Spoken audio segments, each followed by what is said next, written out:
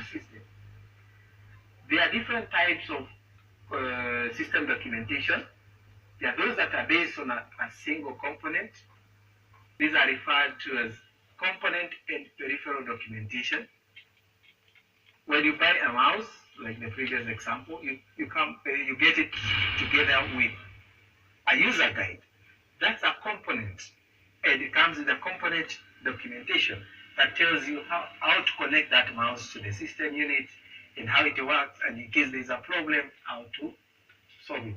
The keyboard, again, it comes with a documentation. It's also another component. When you buy a printer, it comes with a documentation. These are referred to as component and peripheral documentation. All the peripheral components, the screen, the mouse, the keyboard, the printer, the scanner, they contain a documentation where the person performing support and maintenance can call it referred to. Then we have chip and chipset documentation.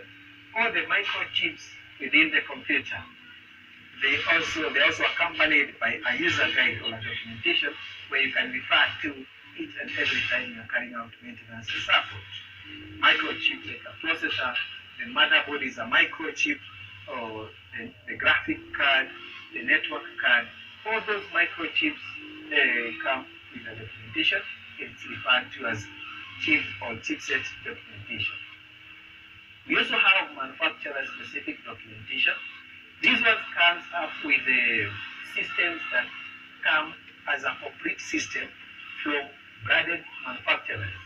Let's say the IBM, or International Business Machine, Compaq, Dell, HP.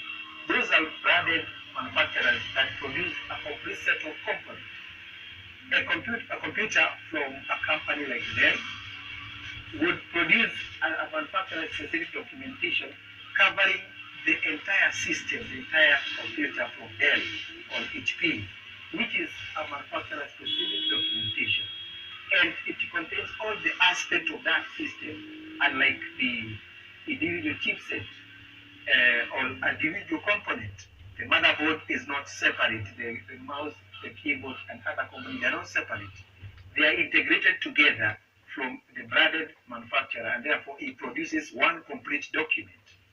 Then we also have warranties and service contracts. We also serve as a document because it's also a guide to that particular component.